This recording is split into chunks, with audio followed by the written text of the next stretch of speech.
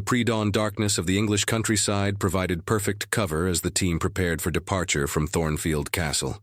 The ancient stone walls had witnessed many farewells over 7 centuries, but few as emotionally charged as this one. In the castle's armory, which had been converted into a modern briefing room, maps of Iraq covered every surface alongside satellite images and intelligence reports. Leila stood before a mirror, adjusting the modest hijab that would help her blend in once they reached Baghdad. The reflection staring back at her was that of a woman transformed. No longer the frightened cleaner who had offered translation services just days ago, she had evolved into someone prepared to risk everything for justice. Behind her reflection, she could see Amara checking equipment with the methodical precision of a man who understood that preparation could mean the difference between life and death. The voice recognition system requires perfect audio quality, Rahman explained as he handed Leila a specialized recording device. Any interference or background noise could prevent access to the servers. You'll need to be completely calm when you play Qasim's recordings. Lord Edward, despite his age, would be accompanying them as their liaison with British intelligence. His military experience and connections in the region were invaluable, but Leila could see the concern in his weathered eyes. This wasn't just another covert operation for him. It was personal now, involving people he had grown to care about. "Miss Hassan," he said quietly, drawing her aside, "I want you to understand that once we're in Iraq, the situation becomes exponentially more dangerous. Meridian has extensive security networks in that region. If they discover our presence before we reach the servers, we may not have an escape route." Leila nodded, her resolve unwavering despite the gravity of his warning. "Lord Edward, my husband died believing that exposing these criminals would make the world safer for our daughter. If I don't complete his mission, his sacrifice means nothing." Upstairs in the tower room, the most difficult goodbye awaited. Noor sat on her bed, surrounded by the fairy tale books and toys that had made the castle feel like home. At 6 years old, she couldn't fully comprehend why her mother was leaving, but she sensed the danger and finality that hung in the air like a storm cloud. "Mama," Noor whispered in Arabic, as Leila knelt beside the bed. "Why can't I come with you to see Baba's work friends?" Leila's heart broke at the innocent question.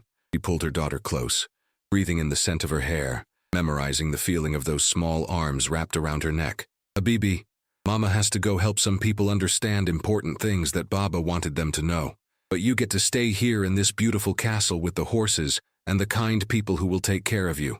"Will you come back?" Noor asked, her dark eyes wide with the fear that only children who have already lost one parent can truly understand. "Inshallah, my darling. God willing, I will come back to you very soon." Leila kissed her daughter's forehead, whispering a traditional blessing. "And while I'm gone, I want you to be the bravest little princess this castle has ever seen." As she prepared to leave the room, Amara appeared in the doorway. Without saying a word, he approached Noor's bed and knelt down beside it, his expensive suit seeming somehow appropriate in the medieval setting. "Princess Noor," he said gently in Arabic, his voice carrying the warmth she had come to associate with safety. "While your mama is away, I promise you that she will be protected by the best people in the world, and when she comes back, we'll all celebrate together." "Will you come back too?" Noor asked, her intuitive understanding that Amara's presence meant security evident in her hopeful tone. "I will come back," Amara promised solemnly, "and I'll bring your mama with me." The drive to the private airfield took them through countryside that looked almost ethereal in the early morning mist. Ancient hedgerows and stone walls passed by the windows of their armored vehicle, a reminder of the continuity of English life that would continue regardless of the outcome of their mission.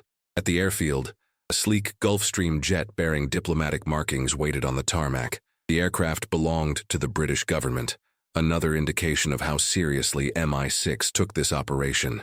As they boarded, Leila felt the weight of responsibility settling on her shoulders like a heavy cloak.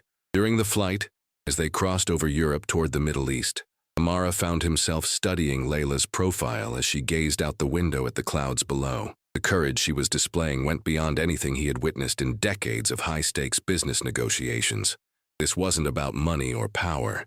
It was about justice and completing a mission that had cost her husband his life. "Tell me about him," Amara said quietly, settling into the seat beside her. "About Qasim. I want to understand the man whose work we're completing."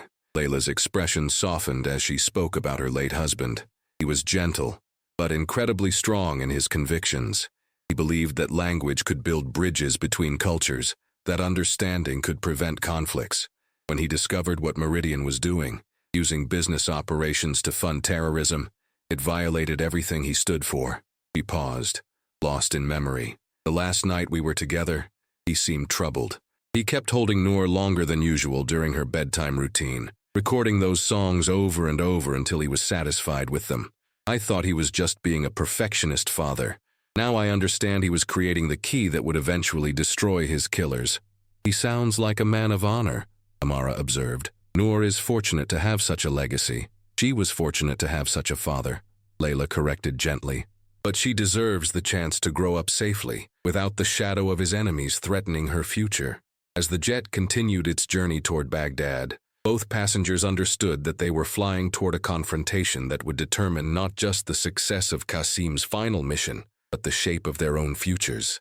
The translator, who had appeared at the perfect moment to save a business deal, was about to become the key to an international intelligence operation that could reshape the balance of power in the global oil industry. The descent into Baghdad International Airport took them over a landscape that held both beauty and tragedy. Ancient rivers wound through desert terrain, while modern oil facilities dotted the horizon, symbols of the wealth and conflict that had defined this region for decades. As their diplomatic aircraft received clearance to land, everyone aboard understood that they were entering a world where corporate interests, international politics, and personal vendettas intersected in ways that could prove deadly. Rahman had arranged for a small convoy of armored vehicles to meet them at the airport, driven by former British military personnel who now worked as private security contractors. The drivers' faces were weathered by desert sun and marked by the kind of vigilance that came from years of navigating dangerous territories. The server farm is located approximately 90 kilometers southeast of the city, Rahman briefed them as they settled into the lead vehicle. Intelligence suggests it's hidden beneath what appears to be a legitimate oil extraction facility. Meridian uses the petroleum operations as cover for their data storage and communication networks. Lord Edward studied aerial photographs of the target location, his military training evident in how he analyzed defensive positions and potential escape routes. The facility is heavily guarded, but most of their security is designed to repel direct military assault. They're not expecting a small infiltration team with legitimate access codes. As they drove through Baghdad's outskirts, Leila found herself remembering the stories Qasim had told her about his work in this region. He had spoken of the warmth and hospitality of the Iraqi people, their resilience in the face of decades of conflict, and their hopes for a peaceful future. Now she was seeing the places he had described, understanding the context that had shaped his final mission. The landscape gradually shifted from urban sprawl to industrial facilities, and finally to the empty vastness of the desert. Oil derricks rose like mechanical prayers against the endless sky, while pipelines snaked across the sand like silver rivers carrying liquid wealth to distant markets. "There's something you need to know before we reach the facility," Rahman said, his expression growing more serious. "Our intelligence sources have identified additional security at the location. It appears Meridian has been expecting some kind of operation." The implications of his words sent ice through everyone's veins. If Meridian knew they were coming, the mission had already been compromised before it began. The question was whether they had enough of an advantage to complete their objective before the trap closed around them. How could they know? Leila asked, though she suspected the answer would be devastating. "There are only a few possibilities," Lord Edward replied grimly. "Either our communications have been intercepted, or someone with access to our plans has been feeding information to Meridian." Amara's jaw tightened as he considered the limited number of people who knew the details of their mission. The betrayal at Thornfield Castle had been deeper than any of them had realized. Someone they trusted had been working for their enemies all along. As the convoy approached the final checkpoint before reaching the Meridian facility, everyone understood that they were driving into what might be an elaborate ambush. But with Qasim's recordings in their possession, and the opportunity to finally destroy the network that had murdered him, retreat was no longer an option. The next few hours would determine whether justice would finally be served, or whether Leila would join her husband as another casualty in the shadow war between corporate criminals and those who dared to oppose them. The single mother who had offered to translate a business document was about to face the ultimate test of courage, in a mission that could reshape the global fight against terrorism. The Meridian Petroleum Facility appeared legitimate from a distance, a collection of industrial buildings and extraction equipment that looked identical to dozens of other oil operations scattered across the Iraqi desert. But as their convoy approached the perimeter, sophisticated security measures became evident. Guard towers with advanced surveillance equipment, electronic barriers disguised as standard industrial fencing, and patrol schedules that spoke of military precision rather than corporate security. The server farm is located beneath the main administration building, Rahman explained as they studied the facility through high-powered binoculars. According to intelligence reports, access requires passing through 3 separate security checkpoints, each with different authentication protocols. Lord Edward's military experience was evident in his tactical assessment. The good news is that they're not expecting a legitimate access attempt.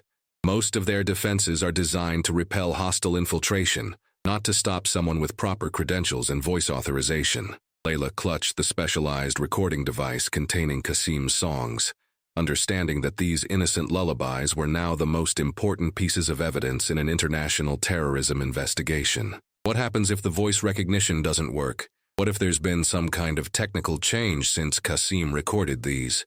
Then we improvise, Amara said quietly, his business instincts adapting to this entirely different kind of negotiation. We've come too far to abandon the mission because of technical uncertainties. As they prepared for their approach to the facility, Rahman received an encrypted communication that changed everything. His expression darkened as he listened to the brief message. Then he turned to address the team with obvious reluctance.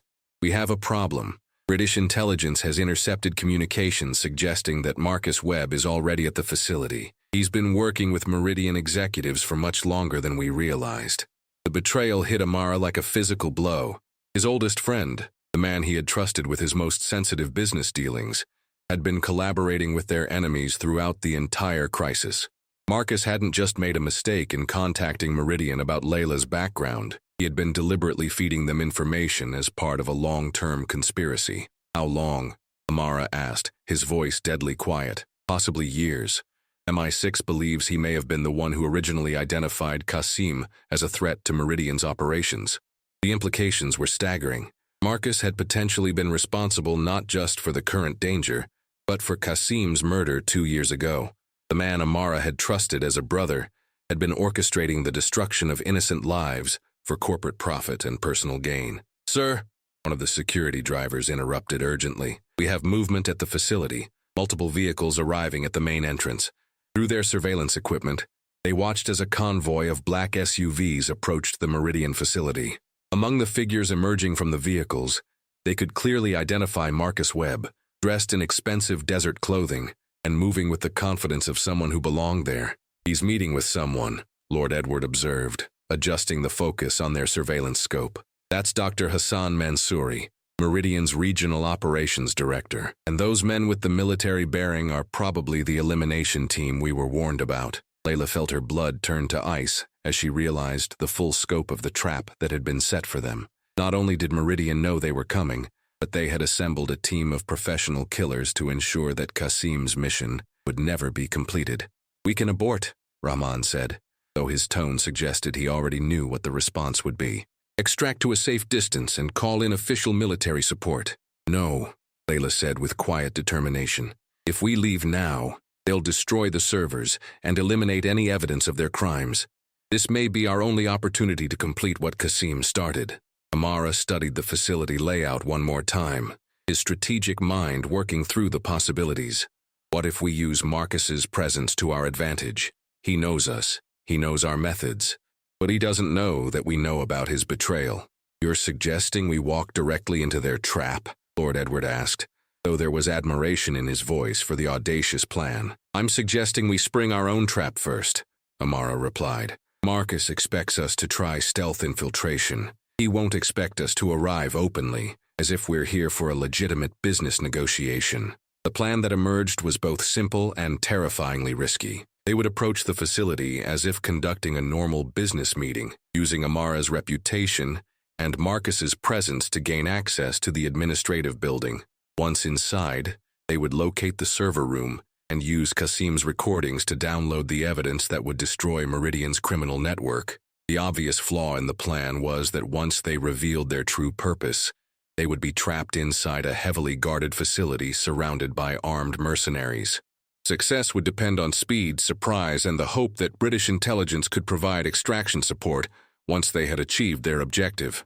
"If this goes wrong," Amara said to Leila as they prepared for what might be their final approach, "I want you to know that meeting you has been the most important thing that's happened in my life." "Don't talk like that," Leila replied firmly. "We're going to complete this mission, and then we're going to go home to Noor. She's waiting for both of us." As their convoy began the final approach to the Meridian facility, everyone understood that they were about to face the ultimate test of courage, loyalty, and justice. The business translation that had brought them together was about to culminate in a confrontation that would determine the fate of international terrorism investigations and the future of everyone involved. The desert sun beat down mercilessly as their vehicles passed through the facility's outer security checkpoint, where guards with automatic weapons examined their diplomatic credentials with professional suspicion. The false documentation prepared by British intelligence passed inspection, but everyone in the convoy could feel the tension of armed men who sensed something unusual about this particular visit. The main administrative building of the Meridian facility was a testament to corporate wealth and power, a gleaming structure of glass and steel that seemed to rise from the desert like a mirage. As they approached the main entrance, Leila found herself remembering Qasim's descriptions of similar facilities, places where legitimate business operations provided cover for activities that funded violence and suffering around the world. Marcus Webb emerged from the building as their convoy arrived, his familiar smile masking what everyone now knew was years of betrayal and conspiracy. He approached Amara's vehicle with outstretched arms, playing the role of surprised but delighted friend encountering an unexpected visitor. "Amara, what brings you to this corner of the world?" Marcus called out, his performance convincing enough to fool anyone who didn't know the truth. "I'm here coordinating some security arrangements with our regional partners." "Business opportunities," Amara replied smoothly, embracing his former friend while fighting every instinct that urged him to confront the betrayal immediately. "Miss Hassan has been providing cultural consultation for our Middle Eastern operations. We thought it would be valuable for her to see some of the facilities in the region." As they were escorted into the building's air-conditioned lobby, Leila noticed the subtle signs of heightened security: additional guards at strategic positions, surveillance cameras that tracked their movement, and communication devices that suggested coordination with unseen command structures. Meridian was prepared for something, but hopefully not for the specific nature of their mission. Dr.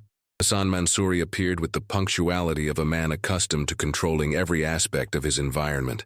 In his 50s, impeccably dressed despite the desert heat, he carried himself with the arrogance of someone who had never faced real consequences for his actions. His greeting was formal but welcoming, the perfect performance of a legitimate businessman meeting potential partners. "Mr. al-Rashid, it's an honor to welcome you to our facility," Dr. Mansouri said in accented English. "Mr. Webb has told us so much about your business acumen and vision for regional development." "Dr. Mansouri, the pleasure is mine," Amara replied with equal formality. "Miss Hassan has been invaluable in helping us understand the cultural subtleties of doing business in this region." As they were led through the facility on what appeared to be a standard corporate tour, Leila used her linguistic skills to eavesdrop on Arabic conversations between security personnel. What she heard sent chills down her spine. References to cleaning up loose ends and permanent solutions to document problems made it clear that once their true purpose was discovered, none of them would be allowed to leave alive. The tour eventually brought them to the administrative center of the building, where Dr. Mansouri proudly displayed the sophisticated computer systems that manage the facility's operations. "We maintain extensive records of all our regional activities," he explained, gesturing toward server rooms that were visible through reinforced glass walls. "Impressive," Lord Edward commented with the appreciation of someone genuinely interested in corporate infrastructure. "Such comprehensive data storage must require significant security protocols." "Indeed," Dr. Mansouri agreed. "We use voice recognition and biometric authentication for our most sensitive information. Only authorized personnel can access certain databases." Leila felt her heart race as she realized they had been brought within sight of their objective. The server room containing Meridian's criminal evidence was just meters away, protected by the same security systems that Qasim had penetrated with his recordings. "Would it be possible to see more of your data management systems?" she asked innocently. "I'm developing cultural training programs for international businesses, and understanding how companies maintain communication across different regions would be very helpful." Dr. Mansouri's expression flickered slightly, as if he was receiving some kind of signal through a hidden communication device. "Of course, Miss Hassan, though I should mention that some of our systems require rather specialized access protocols." As they approached the secured entrance to the server room, Rahman positioned himself strategically, while Lord Edward maintained casual conversation that kept the Meridian executives focused away from Leila's activities. The moment of truth had arrived. Either Qasim's recordings would provide the access they needed, or their carefully constructed deception would collapse into violent confrontation. Leila activated the specialized recording device, and her late husband's voice filled the corridor, singing gentle Arabic lullabies mixed with technical access codes that had been disguised as innocent songs for his daughter. The voice recognition system responded immediately, multiple security barriers disengaging as Qasim's authentication protocols unlocked systems he had penetrated years ago. "Remarkable," Dr. Mansouri said, though his tone had shifted from welcoming to suspicious. "Those are quite sophisticated access codes. Where exactly did Miss Hassan obtain them?" Before anyone could respond, alarms began blaring throughout the facility, and armed security personnel appeared from concealed positions. The trap that Marcus had set for them was finally springing into action, but they had already achieved their primary objective. British intelligence would have access to Meridian's criminal records within minutes. "I'm afraid your visit ends here," Dr. Mansouri announced coldly, as mercenaries surrounded them with automatic weapons. "Mr. Webb has explained your real purpose, and we cannot allow you to leave with information that could compromise our operations." Marcus stepped forward with obvious satisfaction at the success of his elaborate deception. "Amara, you always were too trusting. Did you really think you could just walk into a secure facility and steal classified data?" "Actually," Amara replied with surprising calm, "that's exactly what we just did." As if on cue, the building's communication systems crackled to life with urgent messages in Arabic and English.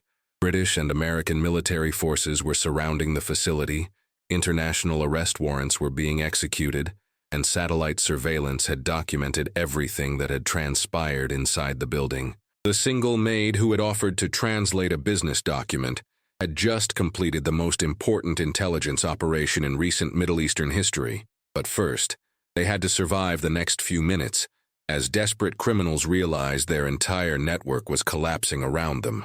The server room's electronic locks disengaged with soft clicks that seemed to echo through the suddenly tense corridor. Leila stepped forward, her hand steady despite the magnitude of the moment, and placed her palm on the biometric scanner that Qasim's voice codes had activated. For a few seconds, the only sound was the gentle hum of computer systems processing decades of encrypted data. Then screens throughout the facility began displaying information that would change everything. Financial records showing payments to terrorist organizations, communication logs detailing weapons shipments, video evidence of Meridian executives meeting with known criminals, years of carefully hidden evidence of international terrorism financing flowing across every monitor in the building. "Shut it down," Dr. Mansouri screamed at his technical staff, but it was too late. The data was already being transmitted to intelligence agencies around the world through satellite links that couldn't be severed from inside the facility. Marcus Webb's confident expression crumbled as he realized the full scope of what had just occurred. This wasn't just a failed operation to steal corporate secrets. This was the complete exposure of a criminal network that reached into the highest levels of international business and politics. "You have no idea what you've done," he said to Amara, desperation replacing his earlier smugness. "There are people involved in this who can destroy governments, who can make entire families disappear." "Good," Amara replied coldly. "Then they'll be easier for law enforcement to identify and arrest." Through the building's windows, the sound of helicopters became audible, growing louder by the second. Dr. Mansouri barked orders in Arabic to his security team, but the mercenaries were already calculating their odds of survival. against international military forces and finding the mathematics unfavorable. The building is surrounded, Lord Edward announced, consulting a secure communication device that had been maintaining contact with British intelligence throughout their infiltration. Royal Marines, American Special Forces, Iraqi government troops. Dr. Mansouri, I suggest you consider surrender before this situation becomes more complicated. But Dr. Mansouri had spent too many years operating outside the law to consider peaceful resolution. Mr. Webb assured us that no one suspected our operations here. Someone will pay for this intelligence failure. Marcus assured you of many things, Leila said quietly, her voice carrying across the corridor with startling authority. Just as he assured my husband's killers that Qasim's evidence had been destroyed. But you never found the recordings, did you? You never realized that a father's love songs contained the keys to destroying your entire operation. For the first time since entering the building, Dr. Mansouri focused completely on Leila, seeing her not as a cultural consultant or business translator, but as the widow of the agent who had penetrated their network. You're Hassan's wife, the one who disappeared after the car bombing. I didn't disappear, Leila corrected with quiet dignity. I survived. And today I'm completing the mission that killed my husband. The sound of boots on stairs indicated that military forces were entering the building, but Dr. Mansouri's mercenaries were positioning themselves for a firefight that could result in civilian casualties. In that moment, Marcus Webb made a decision that surprised everyone. Enough, he said, stepping between the opposing forces. Dr. Mansouri, it's over. The data is already in the hands of international authorities. Fighting will only add terrorism charges to the conspiracy counts you're already facing. You're betraying us now? Dr. Mansouri demanded incredulously. I'm trying to save whatever lives I can, Marcus replied, including my own. The next few minutes unfolded with the careful precision of a military operation coordinated across multiple international agencies. British Marines secured the server room and its precious data. American Special Forces took Dr. Mansouri and his executives into custody. Iraqi government forces arrested the mercenaries who chose surrender over futile resistance. As the immediate danger passed, Amara found Leila standing quietly beside the computer terminals, where her husband's final mission had reached completion. Tears streamed down her face, but they were tears of relief and vindication rather than grief. It's done, she whispered. Qasim's work is finally finished. No, Amara said gently, taking her hand. Qasim's work was protecting innocent people from those who would use business as cover for terrorism. That work continues. Through the facility's windows, they could see news crews arriving alongside the military forces. The exposure of Meridian's criminal network would be international front-page news within hours.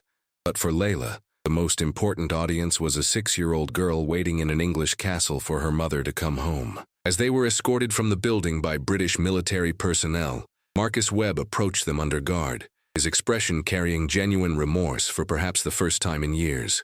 Amara, I know apologies are meaningless after what I've done, he said quietly, but I need you to understand that it started as legitimate security concerns and evolved into something I couldn't control. Marcus, Amara replied with finality, you helped murder an innocent man and endangered his family. There's nothing to understand except that justice has finally been served. The helicopter flight back to Baghdad International Airport took them over the same desert landscape they had crossed earlier, but everything had changed.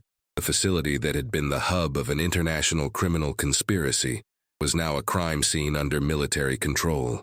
The network that had operated in shadows for years had been destroyed by the courage of a single woman carrying her husband's final gift to the world. As their aircraft lifted off from Iraqi soil and began the journey back to England, Leila clutched a small recording device containing the last message Qasim had embedded in his lullabies.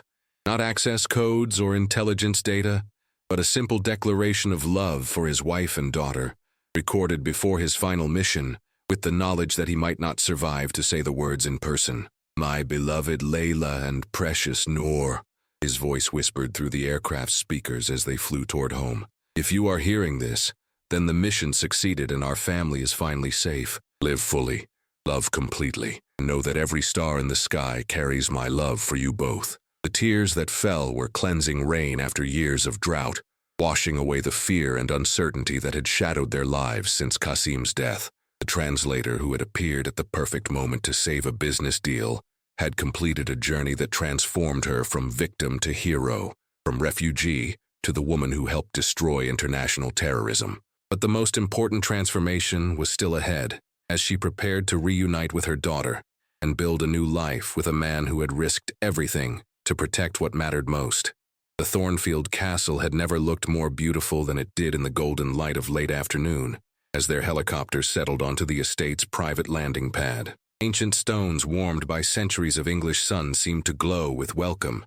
Somewhere within those medieval walls, a 6-year-old girl was waiting for the most important reunion of her young life. Leila's hands trembled as she stepped from the aircraft, not from fear this time, but from the overwhelming anticipation of holding her daughter again. The mission that had taken them to the edge of the world and back was complete, but the real victory would be measured in a child's laughter and the security of knowing that the shadows of the past could no longer threaten their future. Rahman had coordinated with Lord Edward to ensure that Noor would be in the castle's great hall when they arrived, surrounded by the safety and warmth that had become her temporary haven.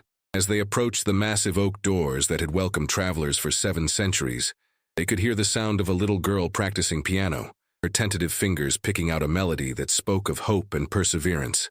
"Mama!" The cry that erupted when Noor saw Leila could have wakened every ghost in the ancient castle, but it was the most beautiful sound anyone had ever heard. The little girl launched herself across the stone floor with complete abandon, trusting absolutely that her mother's arms would catch her and never let go again. "Habibi, my precious darling," Leila whispered, sinking to her knees and gathering her daughter close. "Mama missed you so much. But I promised I would come back, didn't I?" "You kept your promise," Noor said solemnly, pulling back to study her mother's face with the serious expression of someone who had learned not to take reunions for granted. And Sheikh Amara kept his promise too. Amara knelt beside them, his expensive suit forgotten as he embraced both mother and daughter. In that moment, surrounded by medieval stone and filled with love that transcended cultural boundaries and personal histories, they looked exactly like what they had become. A family forged by necessity, but sustained by choice. "There's something I need to tell you both," Amara said as they settled into chairs beside the great hall's massive fireplace. "The mission accomplished more than just exposing Meridian's crimes. The evidence we recovered has led to arrests across 3 continents.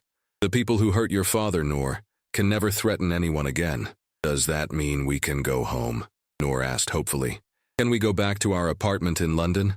Leila exchanged glances with Amara, understanding that this was the moment when their future would be decided. The crisis that had brought them together was over, but the bonds formed under pressure of danger and shared purpose had evolved into something much deeper.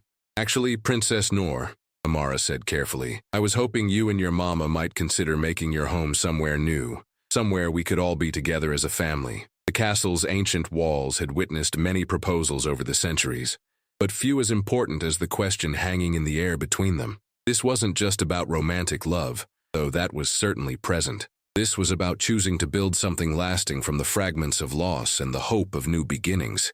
"You want us to be your family?" Noor asked with the directness of childhood innocence. "More than anything in the world," Amara replied honestly. Leila looked at this man who had risked his fortune, his safety, and his life to protect her and her daughter, who had seen beyond her humble circumstances to recognize her worth and potential, who had chosen justice over convenience and love over safety at every crucial moment. "Yes," she said simply, and the word carried the weight of a future built on mutual respect, shared values, and the determination to honor the past while embracing tomorrow. 6 months later, the garden party at the al-Rashid family estate in Dubai was a celebration of new beginnings and ancient traditions. The guest list included British lords and Iraqi dignitaries, Oxford professors and oil executives, all gathered to witness the marriage of Amara al-Rashid to Leila Hassan and the formal adoption that would make Noor an al-Rashid heir. The bride wore traditional Arabic wedding attire, exquisite silk and gold that honored her heritage while representing her new status.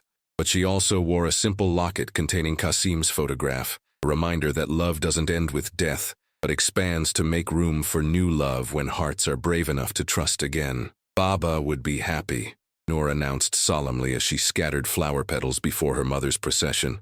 At 7 years old, she had become the bridge between past and future, carrying her father's memory into a new family that honored his sacrifice while building security for generations to come.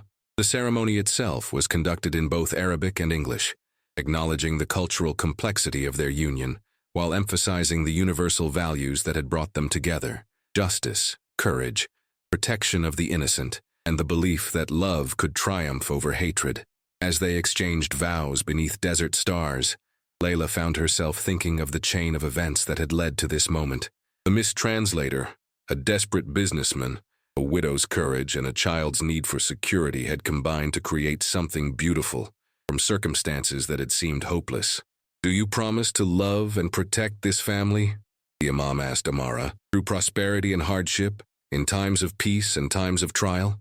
"I promise," Amara replied, looking directly at both Leila and Noor, "to be worthy of the trust they have placed in me, and to honor the memory of the man whose sacrifice made this family possible." The reception that followed was a fusion of Middle Eastern hospitality and international celebration.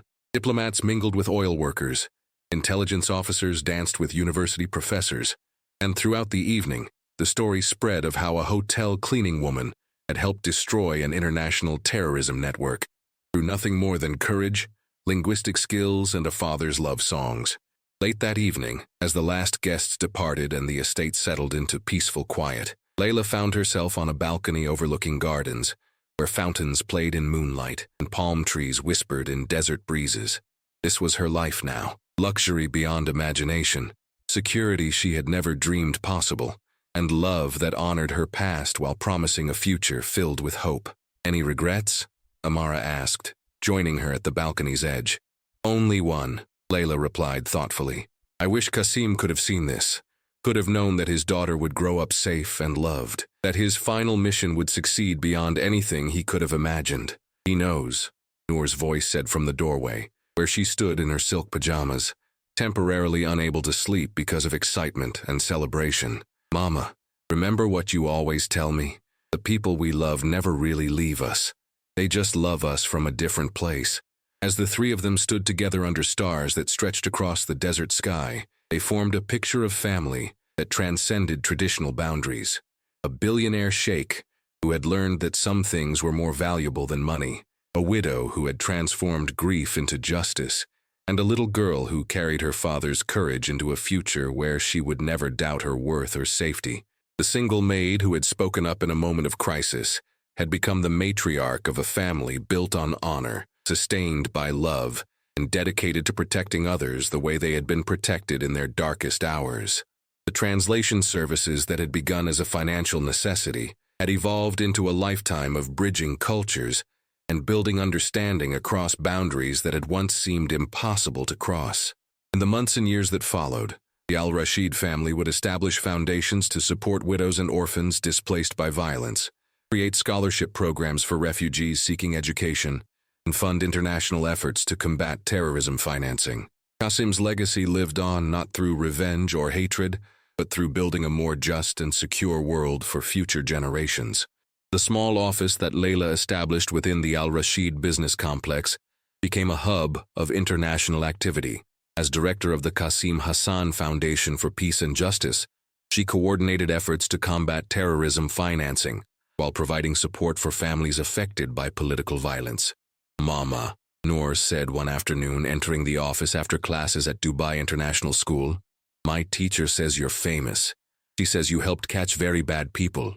Leila set down the documents she was reviewing and pulled her daughter close.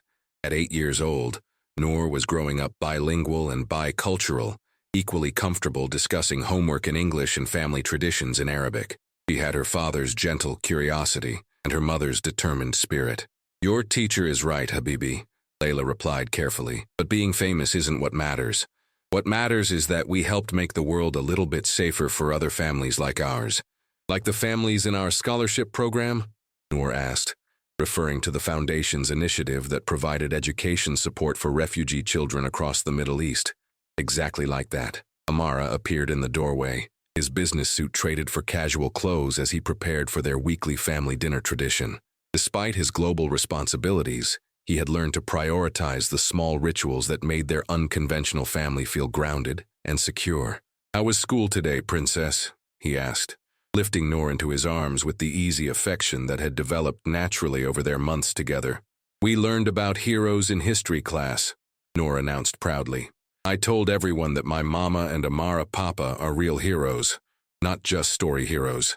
The title Amara Papa had emerged organically, Noor's solution to having both a beloved father in heaven and a cherished stepfather on earth. It honored both relationships without diminishing either. "And what did your teacher say about that?" Amara asked with genuine curiosity. "She said that the best heroes are ordinary people who do extraordinary things when someone needs help." Leila felt tears prick her eyes at the simple wisdom. This was exactly the lesson she had hoped their experience would teach her daughter.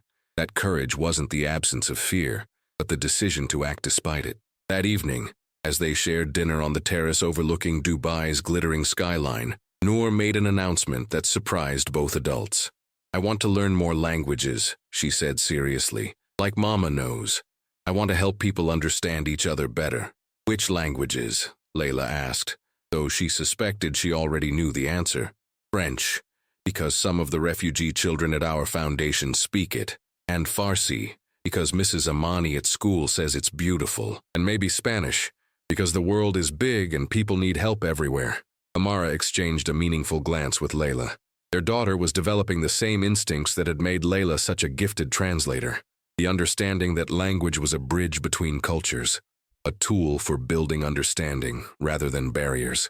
"That sounds like a wonderful plan," Amara agreed, "though it will require a lot of hard work." "Mama always says that important things require hard work," Noor replied matter-of-factly, "and helping people is important." Later that evening, after Noor had been tucked into bed with her usual collection of stories in 3 different languages, Leila and Amara sat together on their private balcony, watching stars emerge over the Persian Gulf. "She's going to be remarkable," Amara observed, referring to their daughter. "Already she has your gift for seeing past surface differences to the humanity underneath. She has Qasim's curiosity too," Leila replied softly. "The way she asks questions, the way she wants to understand how things work, and why people behave the way they do." They sat in comfortable silence for a while, both understanding that these quiet moments were precious. Their public lives involved constant travel, high-stakes negotiations, and the complex responsibility of managing both a business empire and a charitable foundation. But these private hours, when they were simply a family sharing the day's experiences, were what gave meaning to everything else. "There's something I want to discuss with you," Amara said eventually. "The International Justice Consortium has asked us to testify before the United Nations Security Council about terrorism financing. They want to use our experience as a case study for new international protocols." Leila considered the implications. Speaking before the UN would bring even more attention to their story, but it would also provide a platform to advocate for stronger protections for families like theirs. What would that involve? Traveling to New York next month, presenting evidence about how Meridian's network operated and how it was dismantled. Most importantly, advocating for better support systems for families of intelligence operatives who sacrifice their lives for international security. "Families like ours," Leila said quietly. "Families exactly like ours." The decision, when it came, felt inevitable. They had been given a second chance at happiness, security, and love. The least they could do was use their experience to help ensure that other families wouldn't have to endure what they had survived. 1 month later, Leila stood before the United Nations Security Council, wearing a simple navy suit and the silver locket that had never left her neck. In the audience sat delegates from around the world, but her focus remained on the small section where Amara and Noor sat watching with proud smiles. "Honorable delegates," she began, her voice carrying clearly through the assembly hall. 2 years ago, I was a widow living in poverty, cleaning hotel rooms to support my daughter. Today I address you not because my circumstances changed, but because I learned that ordinary people have extraordinary power when they choose courage over comfort. She spoke about Qasim's sacrifice, about the network of corporate criminals who had used legitimate businesses to fund terrorism, and about the international cooperation that had been required to bring them to justice. But most importantly, she spoke about the families who were still living in fear, still waiting for justice, still needing protection. "The success of our mission was not measured in arrests made or assets seized," she concluded. "It was measured in the knowledge that children like my daughter can grow up secure in the knowledge that the world has systems in place to protect the innocent and punish those who would harm them. The standing ovation that followed was gratifying, but the real victory came afterward, when a delegate from Somalia approached to discuss protection for families of agents working to combat piracy and terrorism in the Horn of Africa. As they left the United Nations building, Noor looked up at her mother with serious eyes. "Mama, do you think Baba would be proud of what you said today? I think, Habibi, that your father would be proud of the young woman you're becoming. You're learning that our greatest strength comes not from what we have, but from what we choose to do for others." That evening, in their suite at the Plaza Hotel, the family shared room service dinner while watching the sunset paint Manhattan in shades of gold and rose. Tomorrow they would return to Dubai, to the foundation work and business responsibilities that had become their new normal. But tonight, they were simply a family celebrating another milestone in a journey that had begun with desperate circumstances and evolved into something beautiful. "Tell me the story again," Noor requested as Leila tucked her into the hotel's luxurious bed. "About the day you met Amara, Papa." It had become their favorite bedtime ritual, the retelling of how a chance encounter had changed all their lives. Leila began with the familiar words. "Once upon a time, there was a little girl whose mama had to work very hard to take care of her. But as she reached the part about offering translation services to a stranger in distress, Noor interrupted with a question that showed how much she had grown in understanding. Mama, do you think Allah planned for you to be at the hotel that day? Do you think everything that happened was meant to happen?" Leila considered the question seriously, as she always did when Noor asked about fate, destiny, and the mysterious ways that life unfolded. "I think, my darling, that Allah gives us opportunities to help each other, and then leaves us free to choose whether we'll be brave enough to take them. What matters isn't whether things were meant to happen, but that when the moment came, we chose love over fear, justice over safety, and each other over everything else. And we lived happily ever after?" Noor asked with a smile. "We're living happily ever after right now," Leila confirmed, kissing her daughter's forehead. Every single day, as Noor drifted off to sleep, Leila joined Amara on the hotel suite's balcony, where Central Park stretched below them like a green oasis in the urban landscape. The city lights twinkled like earthbound stars, and somewhere in the distance, other families were sharing their own bedtime rituals, creating their own stories of love and survival. "No regrets?" Amara asked, echoing the question he had posed on their wedding night. "Only gratitude," Leila replied, taking his hand. "Gratitude for second chances, for love that honors the past while embracing the future, and for the reminder that sometimes the most important moments of our lives begin with the simplest acts of kindness." The single maid who had spoken up in a moment of crisis had become something she never could have imagined, a voice for the voiceless, an advocate for justice, and proof that courage, compassion, and love could triumph over even the darkest circumstances. And in hotel rooms around the world, other maids were finishing their shifts, other translators were preparing for assignments, other widows were tucking their children into bed with stories of hope. Some of them would face their own moments of choice, their own opportunities to transform desperate circumstances into something beautiful. The story that had begun with, "Drop a comment below and tell us where you're watching from," had evolved into something much larger. A reminder that every person has the potential to change the world, one act of courage at a time, and that the most powerful force in the universe isn't wealth or influence, but the simple decision to help someone in need.